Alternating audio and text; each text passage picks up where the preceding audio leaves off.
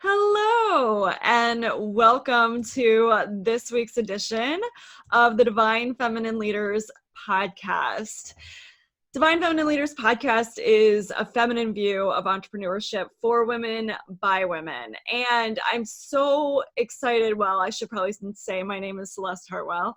I'm really excited for this podcast because to me, it's a showcase of women who are doing their soul's calling in alignment with their purpose. And what I mean by that is that they're really in integrity with their message. They believe in it fully. They're super passionate, incredibly intelligent. And this week, I am super excited to introduce you to Becca Kunce. Becca, as a self-embodied love expert, Becca is passionate about helping people reconnect, communicate, and fall in love with their bodies. With years of teaching and self-shaming, hating experience, Becca is an expert at identifying unloving patterns, facilitating safe space to question them, and guiding you to transform them into total liberation. Becca knows firsthand the tenderness and shame that comes with feeling trapped in your body, and also knows what's waiting for you on the other side. There is so much love here for you. Are you ready to love your whole self? Are you ready to be ready to love your whole self? Oh my God, I love that. And I just want to say a personal note, like I met Becca through some different programs that we were a part of, and she's a Midwest girl, so that's close to my heart because I grew up in the Midwest as well. And so, Becca, welcome. I'm so honored and excited to have you here with me. Thank you for joining me. Thank you. I'm excited. My whole body just feels like ready to go. So I'm excited to chat with you. Thanks for that. Yeah, thank you. So I don't know, yoga is coming up for me. Like I watch your journey on social media and how brave you are with posting, and I don't even feel like it is brave, right? But I know that some people do feel like it's brave for you to showcase your body on social media in yoga pants, doing yoga moves. So talk to me a little bit about how you found yoga, like what inspired you to do the photos and all of that. Oh man. So first of all, yoga, I think, has gotten a little bit away from what it actually is. So for me, I was practicing yoga this morning and we're like mic drop kind of thing. Like whenever I practice yoga, whatever that is, it feels like I'm praying with my body. Like, and so it's really just an opportunity for me to be with my body and be with my breath and see what happens. So I just want to first name that. And I started learning those practices of how to drop into your body and how to move with your body and pranayama and the power of the breath at a very young age. I was 7, 8, 9 through high school going to meditation courses and learning sun salutations and the whole bit. And so I didn't realize the power of that until later. I got away from all of those practices in college and grad school and into my early career because it was the weird thing that my hippie mom did. And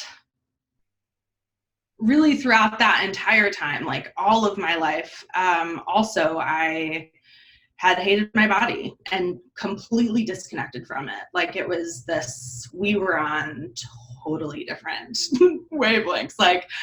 I did not get the message, any message. When I was eating, I didn't get the message that I was full. When I was in pain, I didn't get the message until it was screaming. I had no message communication with my body until it was I had no other choice to listen. It was screaming at me and I couldn't hear it. So one of the ways that it was yelling at me was that I had low back pain. That was in addition to all of my body shame and being obsessed with dieting and working out, all of the rigmarole that is. And it was like really painful. Like I couldn't stand for very long. It was like impacting my quality of life. And so all of the doctors, all the chiropractors were like, well, if you've taken some weight off, like that would really help your back. That was the only prescription that I could get. And it's like, it was just like infuriating to me. And so I don't remember why I initially like thought of yoga to support my back, but I was definitely not about to go into a yoga class, like hard pass within that with this body, absolutely not.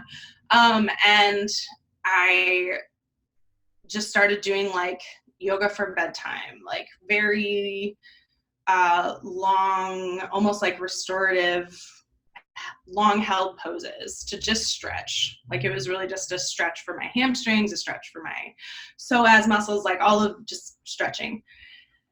And pretty immediately, like both the practices from a young age came back. Like I was very intuitive to just like, yeah, I'm going to move with my breath and drop in and let this do its thing. But my back pain like essentially went away, and I was like, okay, I could feel that my physical body was like hooked on yoga. Like, and really, again, that's just like the practice of being in your body, being with your breath, like that whole deal. And so I wanted to make it a more routine practice. I was teaching math at the time, didn't have a ton of extra time, but wanted to make that like, you know, a routine. So I saw this like 30-day of yoga little playlist thing on YouTube, and I was with a teacher that I had really enjoyed, and I was like, you know what, like, yeah, let's do it. I'm good at like committing to things, let's do it. So day one, I'm in child's pose, so I'm almost in this like prayer position, coming back to what I said today, and the instructor was just like, why are you here? Like, what is your reason? And by that point, I had given up on diets. I had dieted from 7 to 26, 27, almost 20 years. It was an infuriating process. I don't recommend dieting. And it was the first time really ever in my life that I had full autonomy, full power over what I was going to eat and do with my body. And I was like, I remember saying on my last diet, right around I started, it was like all synchronicity, like yoga came into my life around that same time. And I said like, okay, if this doesn't work, meaning if this diet doesn't make me lose the weight that I'm destined to lose, then I'm just meant to be fat. Like I'm just going to be in this fat body. I'm just going to see if I can be okay with that. And so when I'm in this pose, and she asked, like, what's your why? Like, I just start sobbing. Like, I just want to love myself. Like, that's it. That's all I ever want. And so I sort of made that decision. Like, you hear a lot, like, I made a fucking decision. I don't know if I can curse on the show, but. Yes. Okay, cool. So when I get riled up, I say that a lot. It was really like the first point in my life that I was like, I'm not fucking tolerating this bullshit anymore. I'm not tolerating myself talk. I'm not tolerating feeling like this in my body anymore. And through that practice, really like yoga, you cannot hide from yourself when you are just focused on your breath and your body. Like there is no, like you're there. There is no hiding There's from no you. distraction. None. It's like, and so it was very confronting for sure. Like, and I'm seeing how it didn't have to be as confronting as it was for me, but I just continued. Like, I kind of think about like my whole life up until that point was staked on fixing my body in some way, changing my body in some way, so that then I could yada, yada, yada, whatever it is. Right. Like it felt like life or death, like committed. Every moment was staked on that. And this was the first time that I was like staking my life on something else. And what I found was like nothing in my body had to change in order for me to connect to that feeling, which is like, it, like I had this kind of like brain break for a second because I was so sure that my body had to be different, that I had to be different in order for me to experience feeling comfortable in my body, or feeling sexy in my body, or feeling confident, or feeling powerful, or any of that.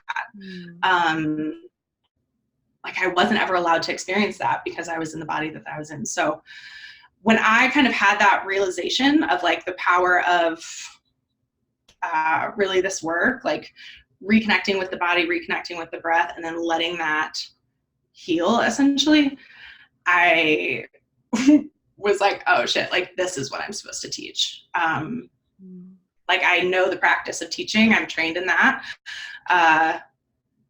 Loved that career, but math was not my content. Like this is my content. So when I realized that, I was like, well, yeah, okay, I gotta go do that. Like everything in my life is leading me up to do this work. So, okay, like I'll do it. So I left my job, and now that's the work that I do with clients, is I help them reconnect to their body, move through the subconscious in that way, and do some really radical transformational healing on their relationship with their body and themselves. I love that. Thank you so much for explaining all of that. I had no idea that the yoga actually brought it up. So clearly that was, yeah. That's incredible. How powerful. So I'm curious, like, do you have some fun, transformational stories of like clients, like where they started and like where they are now, that you can share with us to just kind of, I don't know, like I'm so excited. Like I know it's really powerful for you, and like how it's shifted and changed your life and the way you view yourself, which once we change the way we view ourselves, the whole world responds differently to us. Yeah. And so I'm curious, like, what amazing things have happened for your clients? Yeah, that's actually like such an added bonus.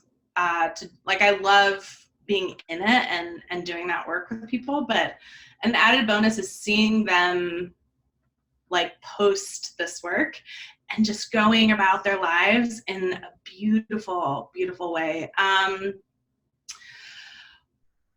So this is really a holistic practice. Yoga is, yes, there's physical, but there's also mental and emotional. So what I see from clients is like one tiny realization, one tiny connection point will shift like everywhere. And I love my training as a math teacher, because pattern seeking is so fun for me. Like how one thing shows up everywhere that way. And so, I see people, it all ties kind of back to this like bucket of self-worth, really is what we're talking about. Like everybody wants to talk about self-care, and then there's self-love, but really it's like your value as a human. And so, I had one client who wouldn't allow like her mess to be seen. It was like so shameful. It was so shameful. And she's posting it on Instagram. She's like, letting people come into the house, like small things. That same client, when she started working with me, was drinking 0 fluid ounces of water a day. And that's like, no judgment. I'm not like, that's not bad if you're doing that, but it's like, the body is 70-something% water. Like it probably wants some water. What's going on? And through our work together, she's, we're sitting there in one of our last sessions together. She's got her big water bottle, just chugging it down, hanging out. Like, just like there's so many ways in which that shifts for people. But what I love most is seeing their ability to find their answers in themselves. Like all of the information that you could ever fucking need, in my opinion, is in the body. Like, so like watching people struggle, and then like, where is that clarity? And that's kind of that, when I say reconnect with the body, it's like open up that communication channel more. And so really just seeing people free to do that is really, really beautiful. Yeah. I feel like I just had an aha moment myself. Like, it's all in the body. Like, just take a breath. Yep. And like move and let it go. So tell us a little bit, like, how does your yoga, self-care, I mean, self-care does factor into all of this work. Um, I've never heard anyone say it like that, that self-worth is actually at the bottom of that. It actually is the foundation, it feels like, is what you were saying. Yeah. Um, but it feels very true to me. But tell us about your self-care practices. Like, how do you keep yourself so grounded and, I hate the word motivated, but inspired to like continue with your work and to continue, doing all of those things? Yeah. Um, one of like a little teaching that I like to think about is like, I would draw a Punnett square, like little table. Jesse Johnson taught me that. Just a little table. And so there's like self-care or loving, not loving Mm-hmm. on two headers, and then doing it, not doing it on the other two headers. And all of those boxes are options. And so sometimes my self-love practice, like the actions in which I take to love on myself, aka self-care, it varies by the day. This morning I got up and I just took it really slow. I got up early, went and did some yoga / moving with my body, listened to some Abraham Hicks, journaled. I had to go to the DMV today, so I went out on the trail and I did a little like jog walk situation. Made like a really like yummy, exactly what I wanted to eat for breakfast kind of deal. Went to the library, like all of those things. Some days are really loving to me and really nurturing to me. And some days I wake up and my body's like, I need some fucking sleep. Can I have another 2 hours of sleep, please? And so then that's my self-love and self-care practice. And so that kind of goes back to that, doing it and not doing it. That can be for anything. The dishes, taking out the trash, getting your hair done, like any of that. And so for me, it's more, I focus on like, what is my intention here? What's my attitude? And for a long time, like through dieting, through exercise, through yoga, through all of that, it was self-care, but it was actually like the whole time, it was coming from this place of like, I'm wrong. I need to be fixed. Something needs to be different. Do it right. I'm wrong. Like, it was just so not at all that. And so really that's kind of my every day. It's like, how can I fall more in love with myself? What do I want? How can I nurture myself? What is enjoyable and pleasurable to me? And I say no, and I say yes, and sort of unapologetically, like knowing that, and trusting that, if I don't make time to see this person, or if this doesn't get done, like that's in service to both me and everyone else. So I would say for that, like, focus on really what's your intention. Is it to fix something of you, or is it out of really nurturing, respect, kindness of you? It can look very different. Thank you for that, because intention is really important there. And even when you were talking about like when you were in the dieting thing, like I just imagined, yeah, you were doing the self-care activities, quote unquote, but you were still like using them almost like as a whipping stick, right? Yeah, exactly that. Yeah. I now have found that I love salads. I love greens. I love green smoothies. I love the way that makes me feel. Give me a salad in the dieting era and I am just grumpy. I'm pissed off. I'm so angry. And so that's kind of similar to that loving, not loving. The same thing can look two very different ways. So yeah, that's kind of like, do whatever you want. Eat whatever you want.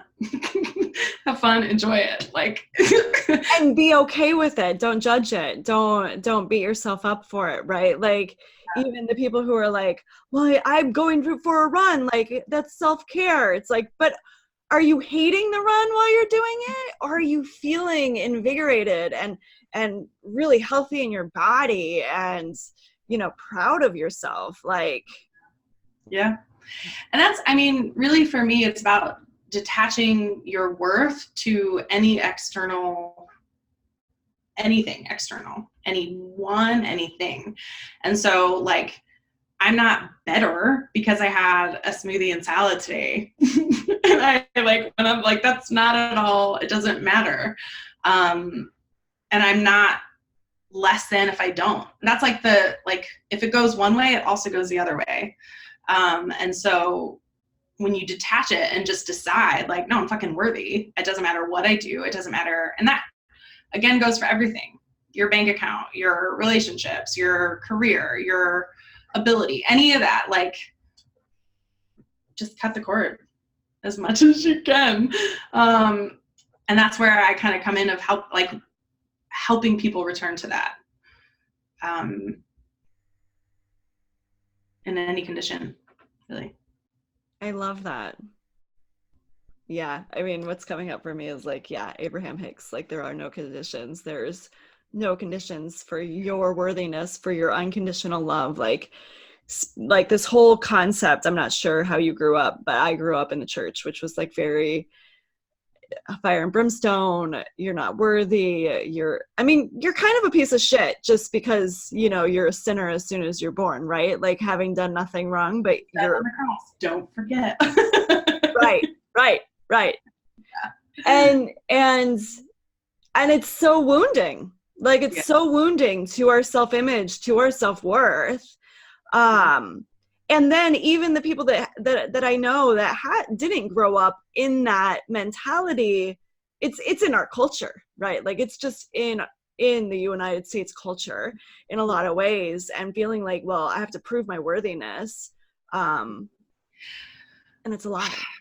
Oh my God. Yeah. And that's, I'm just going to shout this book out because I take any second to. The Body Is Not an Apology by Sonia Renee Taylor. Highly, highly recommend it.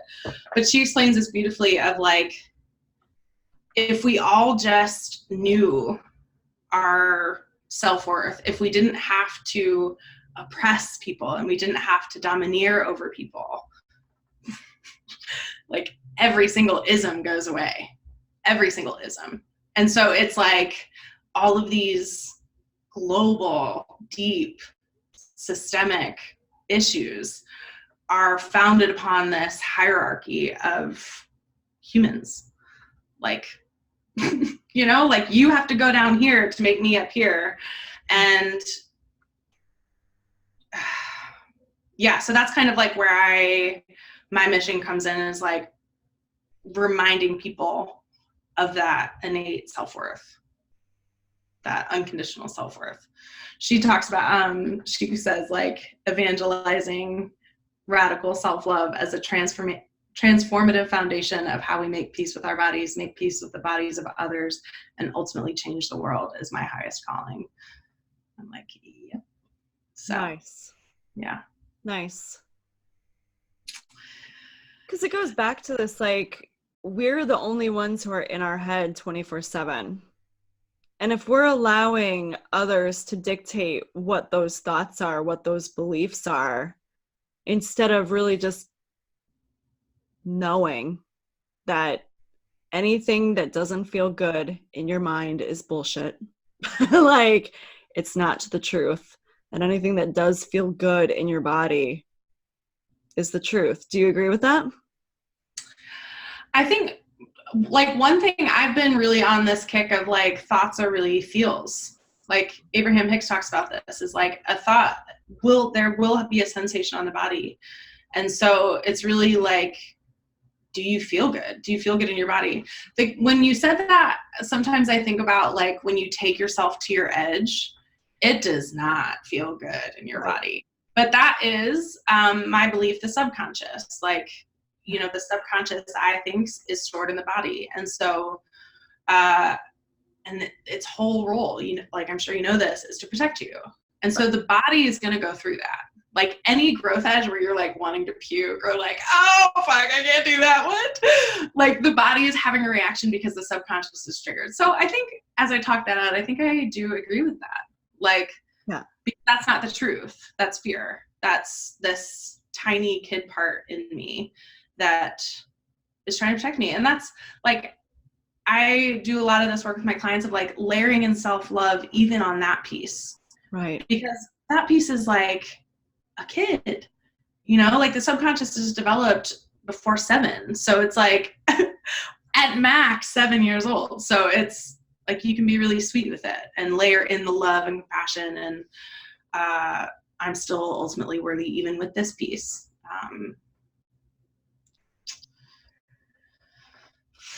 Yeah. Yeah. This is super timely because 2 days ago, oh my God, how did it even begin? I had a day where, and I knew it. It was like my 4-year-old self. Yeah. She was sad. I saw something in a dream that made me see a pattern in myself. And I went, oh shit, that's a pattern that's like holding me back in a lot of places in my life, like deeper intimacy and more success and like all these different things. And I saw it, and then I saw how young it was, and I literally had to just put my robe on and lay on the floor and sob and love myself through that and say, it's okay. I see you. You're scared as fuck. I get it. Like, this is scary stuff, but I'm here to let you know that my 42-year-old self is like taking care of you now, and it's okay. That reminded me of not too long ago, I had this similar nugget come up around shame. I'd kind of realized like the shame around my body when I started my business leached onto shame around money. And I started having like, it was this deep. And I kind of realized like, oh, I've been sneakily feeling shame, not about my body, but about something else. And so I kind of just unraveled that nugget, and I was in a yoga class, in like this restorative yummy class. And the instructor was just said like, you know, you can exhale anything that isn't serving you anymore, that needs to head out. And I was just like, yeah, shame can go outside. Like, so I kind of just imagined like placing shame outside the door. And immediately I felt in my body, like, go get her. She's too young to stay outside. Like, that's not an age appropriate thing to have her outside. So I was like, okay, like, shame's got to come and do this practice with me. So I, you know, plopped her in my lap, quote unquote, and like did that practice with her. And it's the same thing of like, there are a lot of these like positive vibe only peeps. So like the ego is not your amigo, and like demonizing and shunning the ego. I've actually never heard the ego is not your amigo, so that really struck me very funny. Yeah. So but it's trying to keep like this sweet little like 10-month-old kid right. Is trying to protect me. That's the only way that she knows how to navigate the world, is to feel shame. And so that was like a very tender like realization, like, oh shit, I have been feeling shame since I was a toddler. Like, that's, you know, and that speaks a lot to our society. It speaks a lot of, you know, the reason why is from ancestral bullshit, you know. But it's like being mad at those pieces of you, or like not letting them in, or not being like, nope, bye, just shutting them out without bringing them forward, doesn't make them go away. Right. Like, you know, that there's this little tiny piece in us that just wants to be loved on in a way that we weren't given before. And so that's where then this like whole fucking love, like when I say whole love, I mean like all of the parts, every single one of the parts, love on those two, like unconditionally, radically, as best as you know how. Love on yourself in all forms, even when you're in a puddle on the floor. Right. Invite in the love. So. And I did. And then I will tell you, like, I started, like, my whole body started vibrating. Like, I was just like, and I couldn't even get back into where I had been before. Like, I couldn't even find the sadness and the sorrow and the pain, right? Like, because I just allowed it to move through. And so, you know, like, I think that's the thing that our culture doesn't. I love having this conversation with you, by the way. I'm just reflecting that because it just came up for me, because I'm like, I can't often like really go this deep, like about the emotions and how valid it is to see them and work through them. Like, I know in my experience, like, it was wrong to be angry. It was not okay. And so for years, like, it just came out in other ways. Like, let's be really honest, I was kind of a bitch. Like, I wasn't kind to other people because I wasn't being kind to myself, because I couldn't really have those unacceptable feelings. And I was just having this conversation, a friend of mine, a dear, dear friend of mine, amazing woman, her name's Vanessa Alfaro. If you want to work through anger or learn how to have a different conversation, she is your girl. So what was the name again? Vanessa Alfaro. Okay. She's the empowered communicator. Amazing, amazing. But we were catching up this morning, and she said, like, letting yourself feel all of your emotions is such an act of self-love. Like, it's essentially speaking your truth. It's like, no, I'm fucking angry right now. Just today, I was like, I had my sweet morning, and then I'm walking out to go take out the trash at the library, and my entire iced coffee knocks over, and I was livid. Like, so I just like threw shit down. I was like, you know what? I'm gonna accept this emotion right now. I'm fucking pissed. I loaded all my shit up. Like, no, I'm angry. And so I screamed in my pillow, banged on the bed, and then I was like, you know what? Okay, fuck it. Cleaned it up, headed out on my way. But like, there's no space for that in our society. I worked in schools, and anger is something that is not at all acceptable anywhere. And it is felt. And there are a lot of people who are, I mean, I think everyone's angry, but for good reason. Like, you know, we got some good reasons to be angry, and or sad or scared or frustrated or overwhelmed or whatever, anxious, depressed, who cares? Like, that's part of the human experience. And by making them wrong or judging them is like, that's not helpful. It's shaming them. It's just creating another like emotion that's like needs to be dealt with at some other time. I remember when I was doing this work around my body and like kind of really in the meat of it. I just got done with yoga practice, and I was doing yoga in, you know, leggings and a top, like a sports bra. I'm sitting and I'm seeing like my massive stomach like roll up, and like I started feeling shame about it. And then I started feeling shame because I was feeling shame. Like, I was like, I'm a year into this. Like, I decided this a year ago, and I still fucking look at my belly like this. Like, I'm supposed to be done with this. And so then I'm like using the fact that I'm feeling shame as a motivator to feel more shame. And so it's just like, you'll get caught in that spiral, and it is detrimental. Like, to think that we have to be happy all the fucking time. Yeah, fucking right. Yeah, right. Like, I'm a human. I'm going to have all of the emotions. So giving yourself permission to express those is, I think, like Vanessa said, like a massive, massive showing of self-love, of self-trust. Yeah. So. And I love I love the fact that you just said trust, because I think then when you start to do this work, you start to build up more trust with yourself about like, no, it is safe for my body to feel all of its feelings. It is safe for me to express what's coming up, and taking back my power a little bit is how it feels. Well, a lot, really. Yeah. I mean, that's kind of for the first couple of years of, after leaving my job, I had all the feels about that.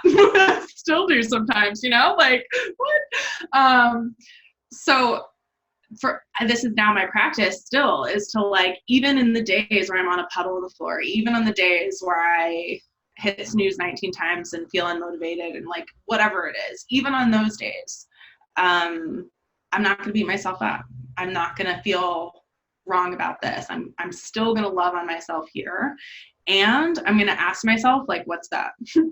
Hey, little tiny piece of Becca, what's up? Like, what do you have to say? Because you're hijacking right now. And so it's just an opportunity to really listen and get to know yourself more. I'm curious if you have ever done the practice of Vipassana meditation. Yes, I actually just, Vanessa is the one who recommended that to me, and I did that a couple of months ago, actually. It was my first experience with it, and I loved it. It was so...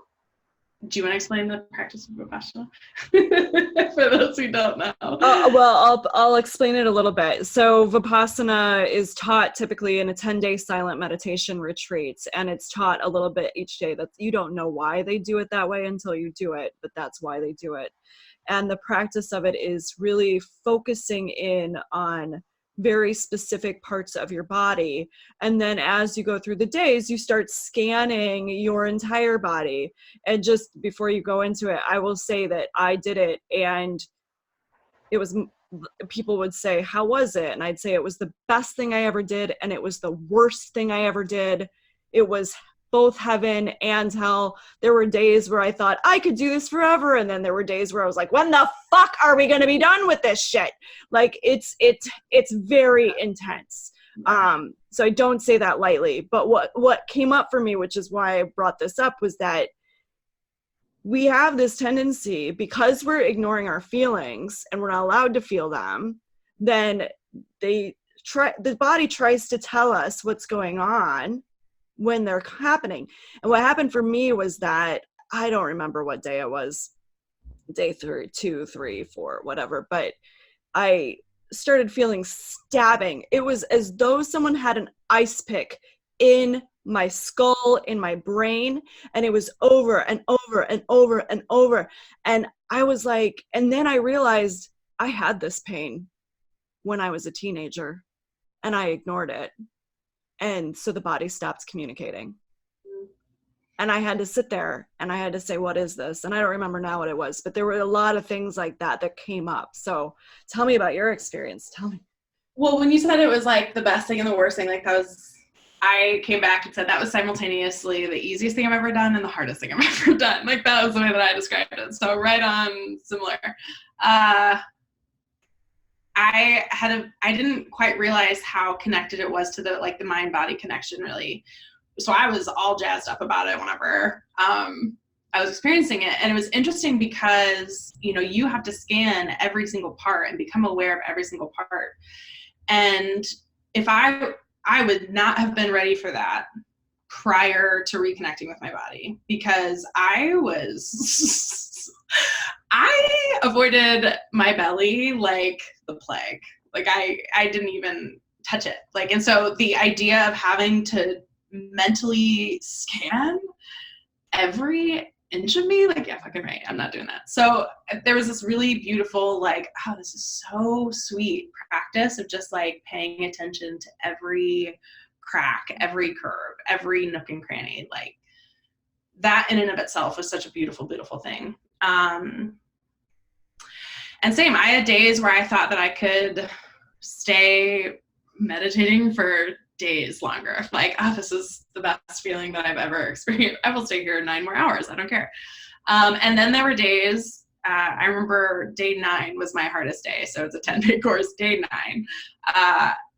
It felt like I was covered in ants. It felt like, and you're not supposed to move or react to that. And oh my God, like my sensations were itches. And what's interesting though is through my time, similar to like that earlier conversation of beating yourself up when things aren't going like quote unquote right, on those types of days I remember thinking like, oh man, like I can't focus today, like I'm not doing this right, like and so it's just so sneaky how that pattern comes up of convincing you that your experience is not good enough or not on par.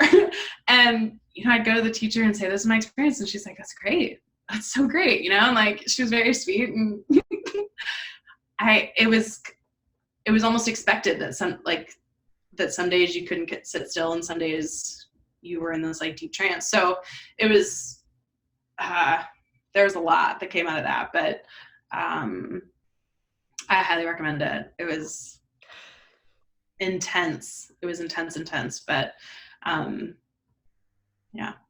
Well, and that's why, and that's what I learned at the end too, is that's why they don't allow you to talk to anybody during the course, is that they don't want you comparing experiences. You're there to focus on your experience, and it's not to be distracted by anyone else's. Yeah. And that is really terrifying. Yeah. Like when you think about it, to be with yourself, that's why people don't want to be single. That's why people like don't ever want to be by themselves, because the shit is fucking there. Like those not great feelings, those feelings that are like hard to feel or uncomfortable to feel, that's where those are. And so in order to transform them and to heal them and to move through them, you have to be willing to express them. And there's not a judgment if you don't want to do that. But like, there's so much juice on the other side. There's so much comes from that, like work, quote unquote. So it's not comfortable, but I recommend it. Do you think you'll do it again? Vipassana? Yeah. It was a great.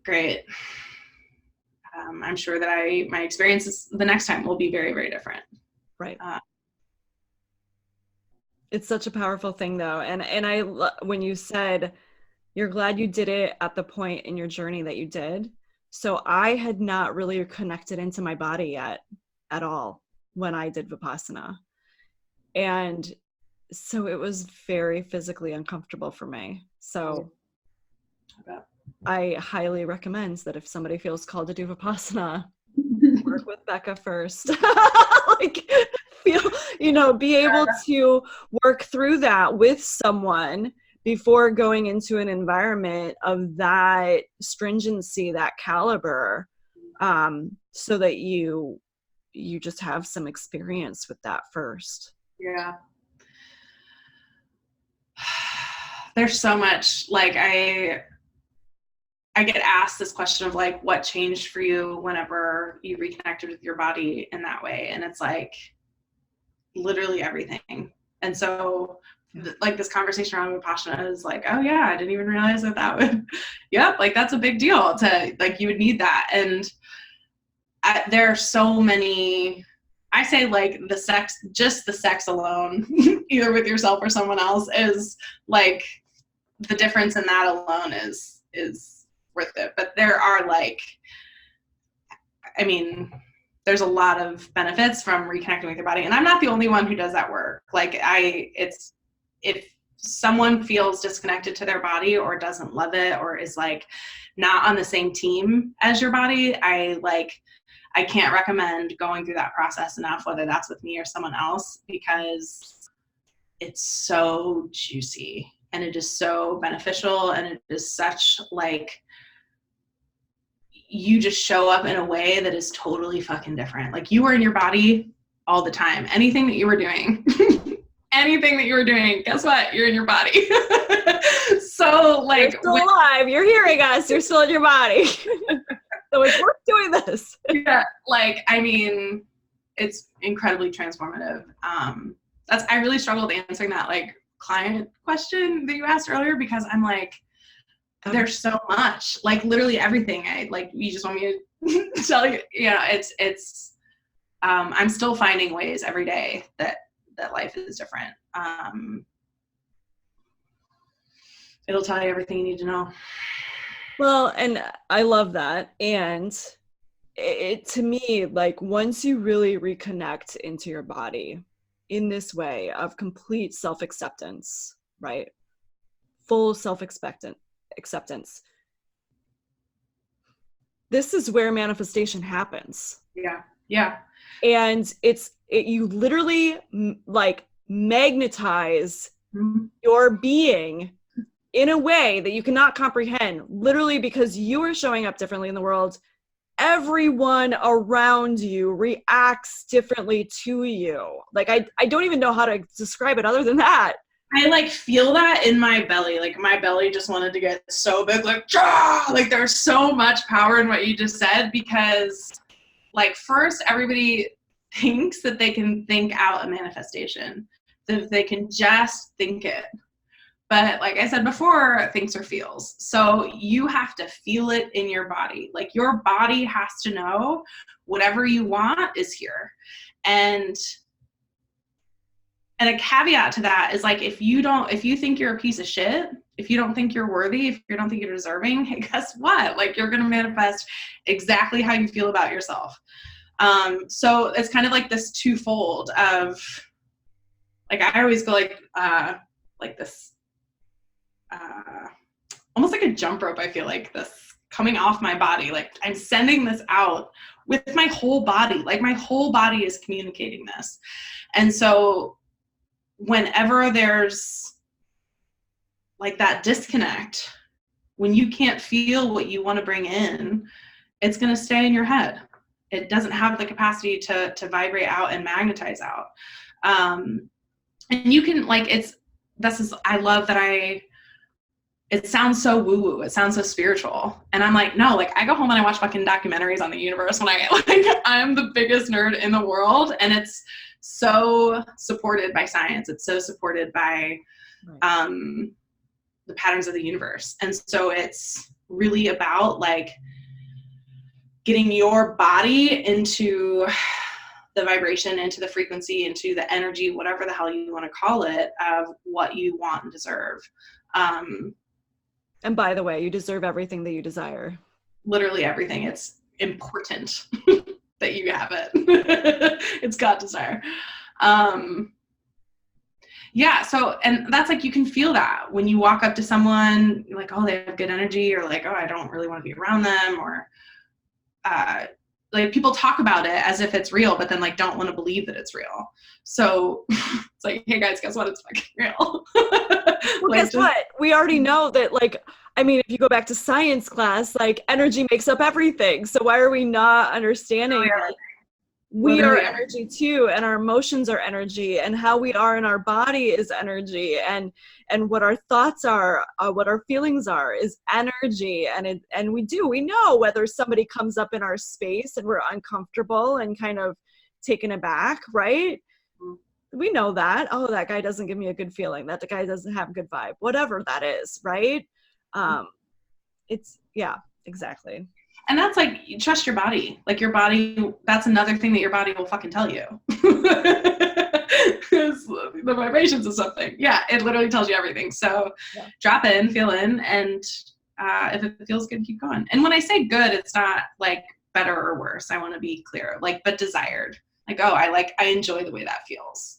I think sometimes that language of good, bad, right, wrong, positive, negative, like positive, negative, one is literally higher than the other. And so that's just another way that we'll try and find our worth somewhere, is like, I'm good because I felt this, or I'm bad because I thought and felt that. Which is not true. Exactly. All feelings are sacred. All feelings are valid. And it's just honoring them and then moving towards something that you desire. It's not, yeah. So I love it. I saw you teach on that online a couple months ago, and I was like, yes. It's just whether it's wanted or not, like whether you desire it or not. Yeah, exactly. There's nothing wrong. Exactly. Again, no shame in that. So. Yeah. Literally. Yeah. Literally. Yeah.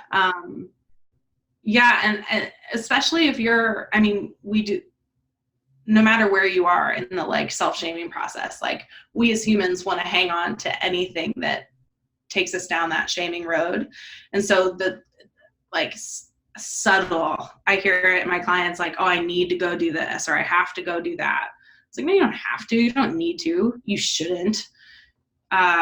It's just a way that it's almost like keep making yourself wrong if you don't do it. Oh, I need to go send this email. No, you don't. Do you want to? Do you want, like, it's really goes back to that desire, and which really is like all about feeling good and loving on yourself and enjoying that. So that's kind of this, like, it always comes back to that. How do you feel like you deserve to feel? Yeah. Yeah. Thank you. Yeah. So Becca has a Facebook group called Whole Body Love. And you can find her at beccakunce.com. And of course, all of those links will be in the bottom, in whatever description, wherever you find us, whether it's YouTube, iTunes, SoundCloud. And you can definitely follow Becca. Where can people follow you on Facebook and Instagram? Yeah, so Becca Kunce, really both on Facebook and Instagram, or Whole Love with Becca. I think on Instagram it's Whole Love with BK, but Facebook is Whole Love with Becca. Yeah. And so just to spell it out for anyone who's listening and not watching us and not able to see it, it's Becca, that's Becca, and then Kunce, Kunce, her last name. So Becca, I really appreciate having this conversation with you. It has been so fun and energizing for me, and I know life-changing for someone who's hearing this. Yes, I love your dancing. Okay, if y'all are not watching the video cast on YouTube, I'm sorry. I cannot explain how fun it is to watch us, but if you found us somewhere else, we are on YouTube. Under the Divine Feminine Leaders podcast. But yeah, this has been really enlightening. It's been super fun to chat with you, to talk about your work, because I've lived this work myself in certain ways, not the same way. We all experience it differently. But I really appreciate, because I feel like it's more important for women to know that their body is whole and perfect and complete, no matter how it looks. Yeah. Thank you. So this is Celeste Hartwell with the Divine Feminine Leaders podcast. And we have a feminine view of entrepreneurship for women by women. And we want you to love your body, to listen to your body, to really feel into what it's trying to communicate with you on a daily basis and be super empowered. And we thank Becca so much for being here with us today. Thanks for having me. Absolutely. Bye, Celeste. Bye.